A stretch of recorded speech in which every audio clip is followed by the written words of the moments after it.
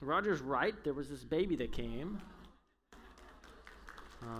Tuesday, 1:45 in the morning.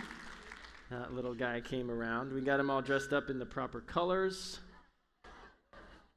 because we can't have him in the improper colors. That'd be a problem. And then here's mom with baby, and then that's grandma. That's Chris's mom there.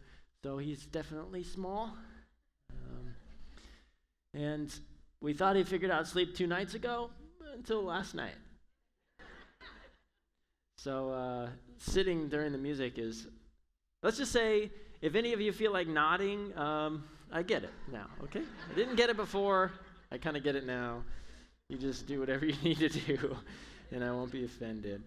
We're almost done with 2 Corinthians chapter 13. We got 2 verses left. I'm going to do this second to last verse in 2 Corinthians 13:13, and then Roger will wrap up next weekend. I'll wrap up upstairs with them next weekend. Here's a question I want to kind of talk about today. How big is our family?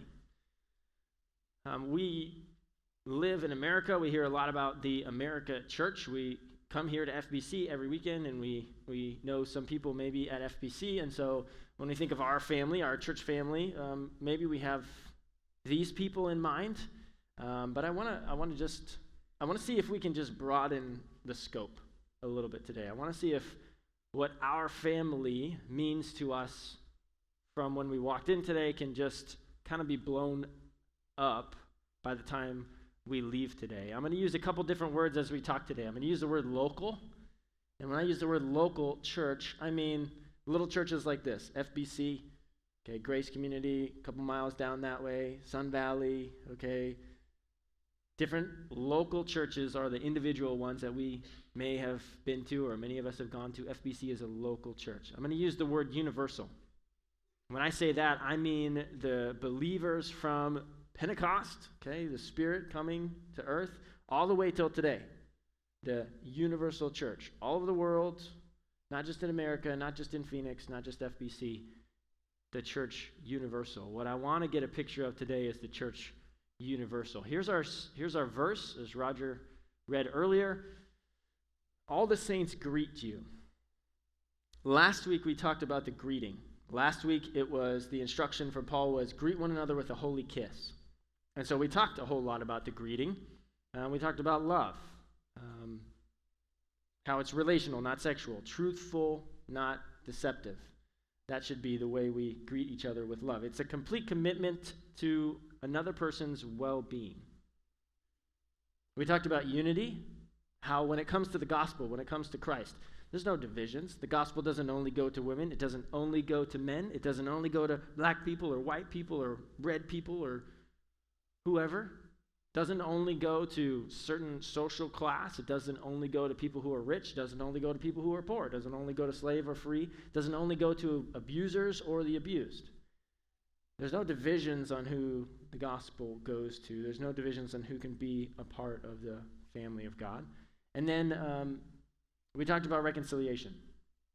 Last part of the way we should interact with each other, greet each other, which is the idea that the closer we get to each other, the more chance we have of offending each other.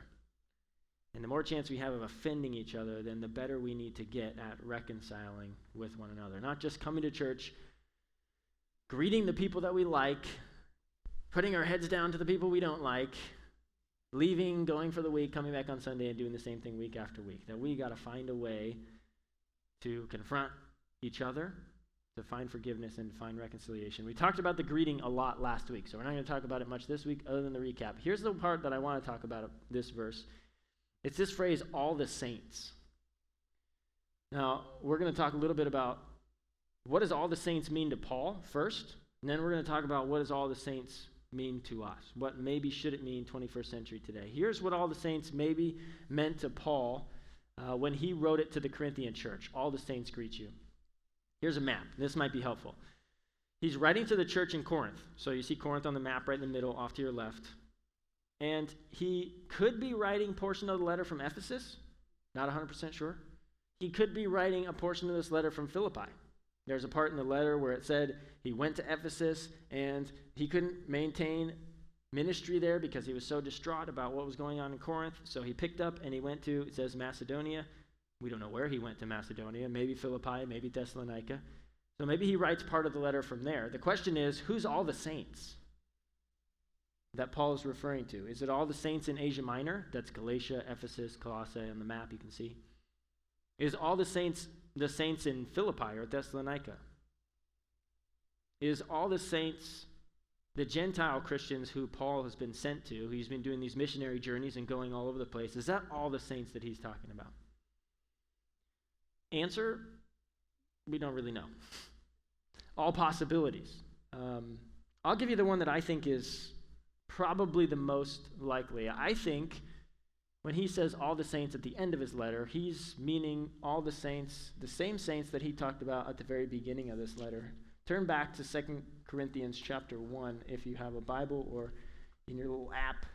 I won't have it up on the screen here, but 2 Corinthians chapter 1, sorry if I sent you back too far. 2 Corinthians chapter 1 says this, Paul, an apostle of Christ Jesus, by the will of God, and Timothy our brother, to the church of God which is at Corinth, with all the saints who are throughout Achaia.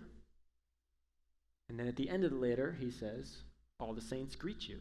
So, if I had to take a guess, I think it's the saints in Achaia. Achaia is a region. Corinth is a city. So, city is in the region of Achaia. I think that when Paul says, all the saints greet you, he probably means all the saints in the region of Achaia. Probably. If you want to disagree with me, that's fine. You can do that. We don't really have enough information to decide. But that's my best go at it. Here's the deal. We live in the 21st century. Paul lived in a world where you sent letters and you hoped it got to the people you sent it to. Okay? And then you waited for a response. And there was no internet, and there were no satellites, no telephones, no television. You couldn't communicate with people that well. And so for him to say, all the saints in Achaia greet you, that was a pretty wide range. He's doing pretty good. But we live in the 21st century. And all the saints should mean something very different to us than it meant to Paul when he said it to the Corinthian church. Because we live in a world with television and with internet and with satellites and with telephones and planes and trains and automobiles. And we can go and we can see the church as it grows throughout the world. So what I want to do is just kind of broaden our perspective of all the saints. We maybe know what all the saints meant to Paul when he wrote it. What should all the saints mean to us today? So I have a few stories about different people that I know around the world that are personal to me. So roll with me on these stories, and I'll tell you why I'm telling you these stories. This is Colin and Chehi. Colin is one of my most trusted friends. I met Colin when we were at Grand Canyon University. We were in leadership together. And then we went to Austria, and Colin ended up at Fuller Seminary in Pasadena, California. And when he was at Fuller Seminary, he met Chehi. And they started dating, and he started getting excited about her, and he calls me and says, I think she's the one. Like, I think I could see myself living with her the rest of my life. I said, Colin, she's not from around here, is she?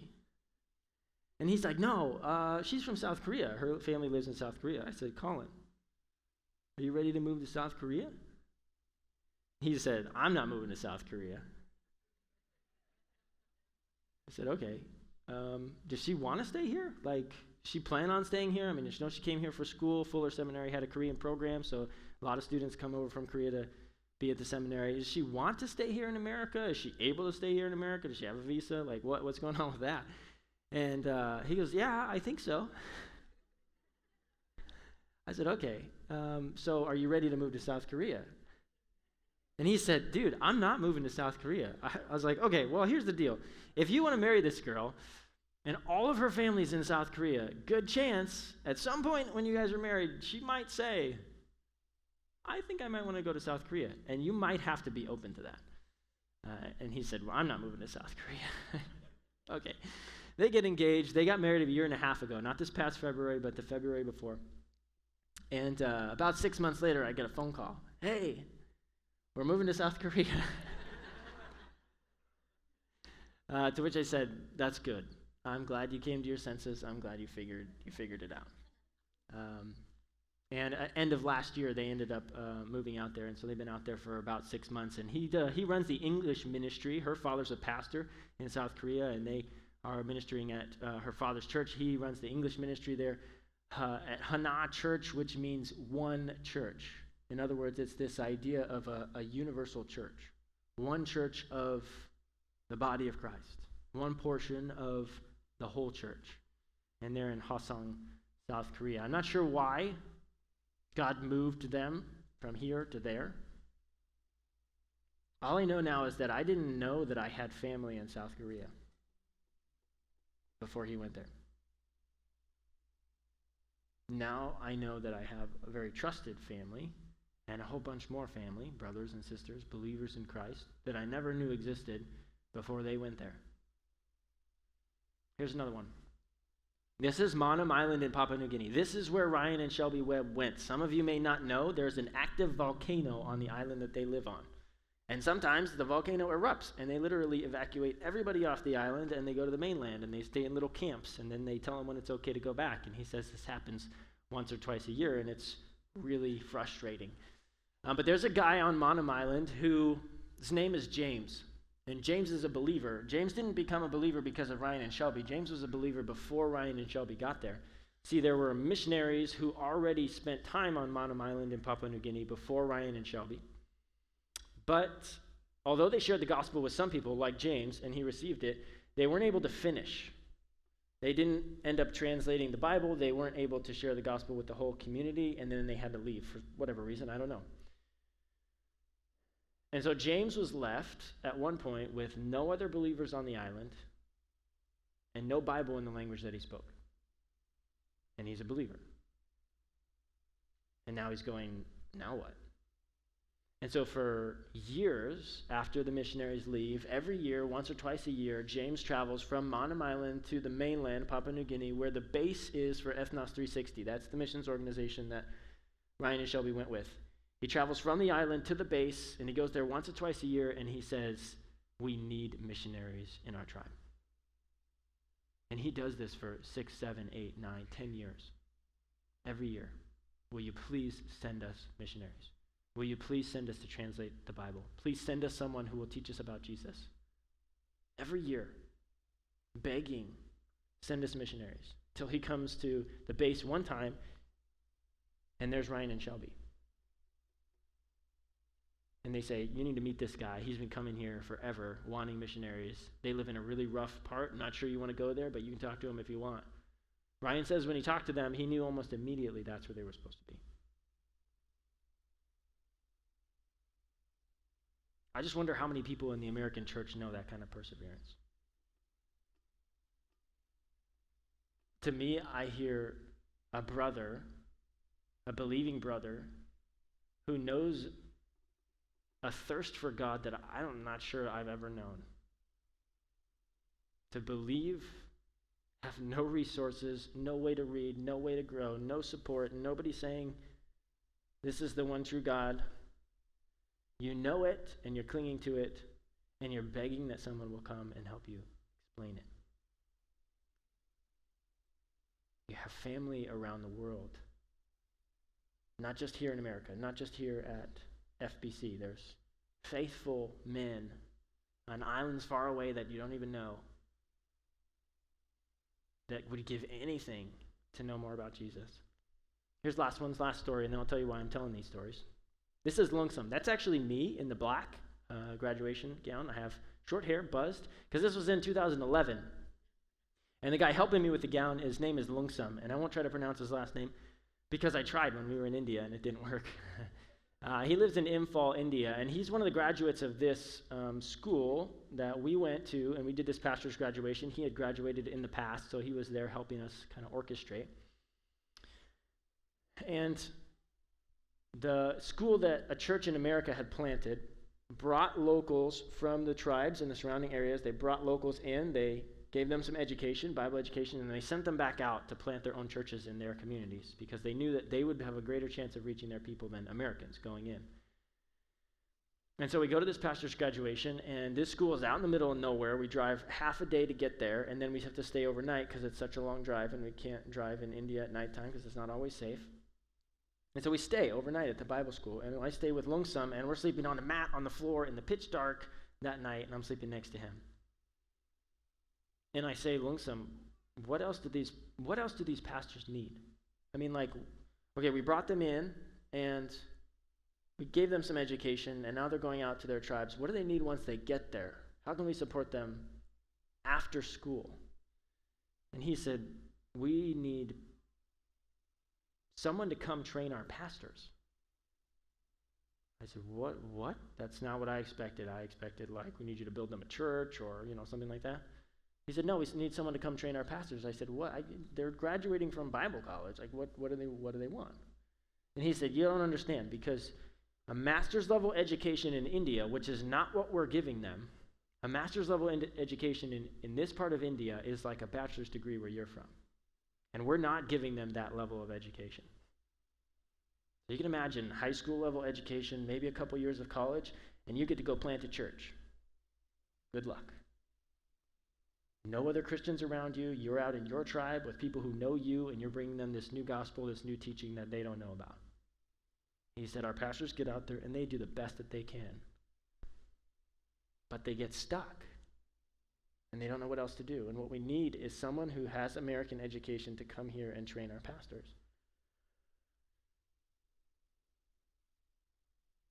I wouldn't be here doing this had it not been for that conversation with Lungsum in India in 2011. Him saying, this is what we need. And me saying, putting the pieces together, I'm an American, I have access to education, and I have a passion for the nations. I'm pretty sure I could get the education, and I'm pretty sure it would be a blast to go internationally and train pastors. And so I thought, okay, that's what I'll do. And so I ended up in seminary. It's why now I feel like God's asking me to be a pastor, because how can you train pastors internationally if you've never been a pastor? But it was a brother, not in America, not at FBC, in Imphal, India, that set me on the path that God wanted. What I want you to get out of these stories, people in South Korea and India, Manam Island and Papua New Guinea, I want you to see the vastness of the gospel going out. I want you to look past FBC. I want you to get out of the bubble of Arizona and FBC. I want you to open your mind. See God move around the world. The same gospel that we hear, Jesus Christ, 100% man, 100% God, born of a virgin, lived a sinless life, died a sinner's death. He's the only one to come into the world claiming, I alone have authority to lay my life down, and I alone have the authority to take it up. And then he does it. Dies on a cross, 3 days later, rises from the dead. Appears to more than 500 people. These facts, these truths that have gone out to us here at FBC and to all the rest of the world, they have the same effect. People believe it and they're saved. They are welcomed into the family of God. Doesn't matter their social status. Doesn't matter slave or free. Doesn't matter if they have money or no money, education or no education. Doesn't matter if they're on an island in the middle of nowhere, or they're sitting in America and wealthy and blessed. I want you to see the vastness of our family. We have brothers and sisters all over the world. Some of them are doing great. Some of them not so great. Our family doesn't know geographical bounds. It doesn't know language bounds. It doesn't know skin color bounds or social bounds. It doesn't know rich or poor. It doesn't know abuser or abused. It doesn't know victim or perpetrator. Doesn't matter what you've done in your life. These gospel truths, they change everything. They make it so that we are all the saints. Anyone who chooses to believe. So here's my question. If you struggle to see the church outside of America, Roger's been announcing this trip to Uganda in 2020. No doubt some of you in the room have been thinking, maybe I should go on that. Some of you have been thinking, Uganda 2020, I got plans in 2019, and I got a lot of plans in 2020, and I can't make that work. Great, there's a Panama trip in 2021. If you've never been outside of America and seen the universal church, and you want to see the vastness and the depth of the way the gospel moves, get outside of America. Get outside of the FBC bubble. Get outside of Arizona. Get outside of America. Go see how the gospel affects people in Africa, in South America. Go make friends with the brothers and sisters that we have all over the world. Don't let them just struggle out there on their own. And when you go, you'll realize that you have family all over the place. You're not alone. You're not alone because God's with you, and you're not alone because God has placed family for you all over the world. Before I play that video, there's one part of the aspect of the universal church that absolutely blows me away. The geographical bounds, that makes sense. I mean, it's hard to get outside of our own mind and think there's someone out there who knows the same Jesus that I know, and they're 5,000 miles away. But we can get there. The one that blows my mind, that I have a hard time wrapping my mind around and yet just blows me away, is the fact that the universal church spans time. People alive and dead. It's not just geography. It's everybody from the Spirit of God entering into the world to today, alive or dead. Here's a video, and then I got one more story for you, and then we'll be done. The video is about 4 minutes, so you can get comfortable. And the video is nothing graphic on the screen, but it is a little bit graphic in the description. So if any of you, for some reason, you get triggered or you need to step out for a minute, please feel free to do that. I don't want anybody to feel like that, but it is a bit of an intense video. We were able to go to the Congo, Democratic Republic of the Congo, my wife and I, in 2016. And we spent some time working with a ministry called Mending the Soul. Some of you may be familiar with it because Steve and Celesta Tracy, Steve was a pastor here at this church a while back. And they were developing this curriculum, Mending the Soul, when they were here at FBC. And they're now using it in Uganda and in the Democratic Republic of Congo overseas. We were blessed to be able to go with them and train some leaders in trauma in 2016. And we met this woman here.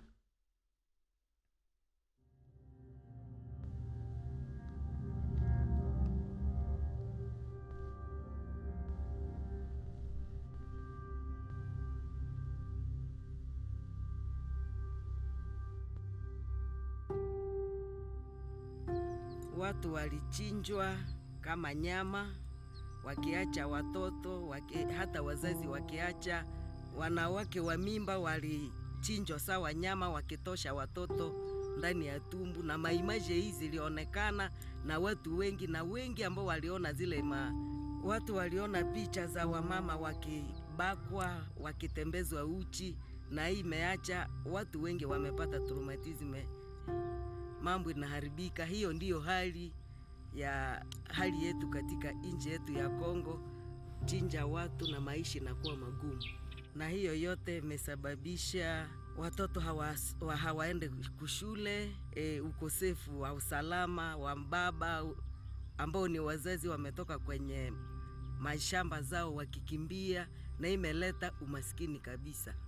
Nafasi yetu ya mashariki ya Kongo, na ni tangu mwaka wa 1995 tumeanja kuona watu wamesumbuka sana. Jambo la huruma, na tukaanja kazi hii ya kuatibu magonjwa ya akili. Neema alipitia na akabeba mimba ya ubakaji, lakini wazazi wake walikuwa wakimsema na kumutupilia maneno. Walikuwa nawaza alijililia, hawakumupatia hata chochote kwa franga ya na ile iliendelea kumsumbua mpaka mtoto alieneza mwaka mmoja, na walimuleta sasa kwa kituo. Akili yote ilisharuka na akakuwa ajite kufunga makamba. Ilichukua miezi 3 sasa. Na kwa ngambo nilikuwa kwa ile kituo, nilikuwa nasijue. Wakati nilipopona wananiambia mabazi niliharibishaka wakati nilikuwa mgonjwa.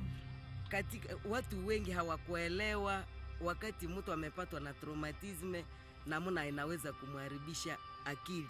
Alafu kupitia mafundisho ya Mending the Soul, wakuu viongozi wa kanisa wameelewa kumbe traumatisme inaweza kuletea magonjwa ya akili, sababu kwa miaka 10 tulipojuana nao tumepata vitu vingi. Mafunzo haya wametufundisha namna gani ngambo ya Butembo kuna hitaji ya kuyalisha, sababu imekuwa kidogo. Butembo imekuwa mji wa makimbilio, watu wanatoka Lubero sababu ya kuogopa vita, na wakati hali hii inaendelea ikizofika, tulianja ilikuwa watu kidogo, karibu watu 8-10, lakini leo wamekuwa wengi zaidi ya watu 15,000 ambao wamepita kwa mikono yetu. Akili zimeharibika, lakini Mungu anasaidia wakipona. Tumesaidia kupitia mafunzo haya, tumesaidia wachungaji wa wagonjwa, fundisha ekipe yetu katika makanisa, tumewasaidia, tumeweza kufundisha, tumefungua masomo ya kuwatibu wale wagonjwa wa akili kunako hospitali yetu, wanafunzi katika masomo mbalimbali pamoja na walimu wao. Hali ya hapa Kongo inakuwa hali ya kutisha sana. Tunaamini Mungu wakati tena tutaonana, sababu tunayua nguvu ambayo inakuwa katika maombi yao. Wakati tutaonana, tutaona jibu ya maombi ile ambaye tumeleta kama mahitaji.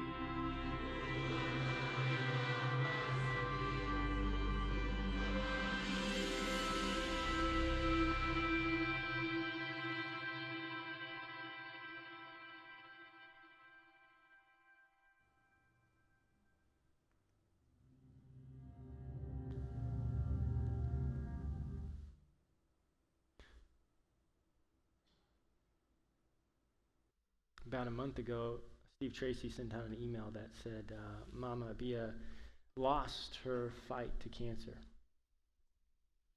That video was shot a couple years ago.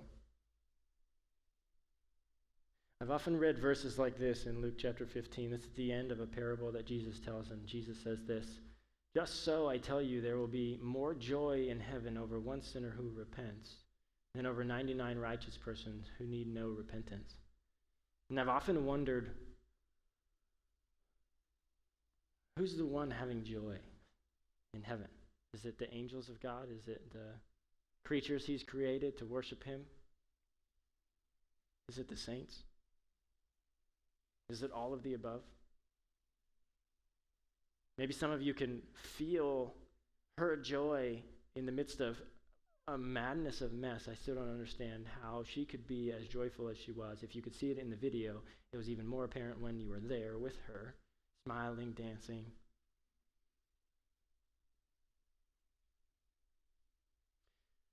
The joy that heaven has when people go from, I didn't know Jesus, to I know Jesus. I don't want a relationship with him, to I want a relationship with him. I think it's those times when we see the church universal, heaven celebrating, finding joy, the saints, all the saints rejoicing together. What I want you to see is that the universal church spans not just space, it also spans time. It's the part of the universal church that absolutely blows me away. All the saints for Paul was, I think, a very small portion. Oops.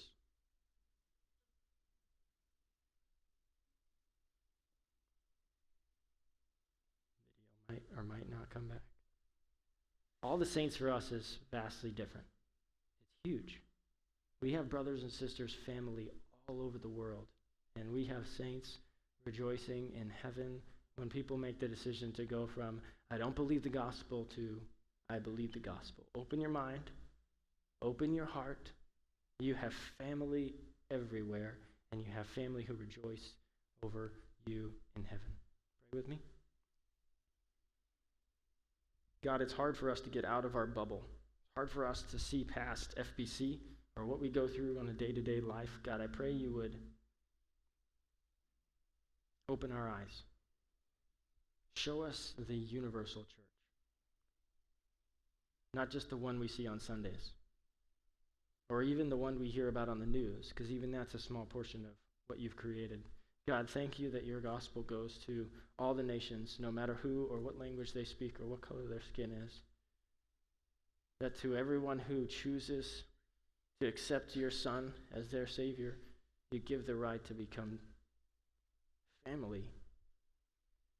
God, I pray you would reassure the people in the room who feel like they're alone, to know that they're not only alone because you're with them, they're not alone because the family of God, our family, is massive. God, I pray you'd convict the people in the room who need to go to Uganda, need to go to Panama. Work out the details. Get them to sign on the dotted line before they have all of it figured out. And then allow them to watch you sort out them going and seeing the brothers and sisters around the world. God, help us to understand our family. Thank you that you've created it so vast. In Jesus' name.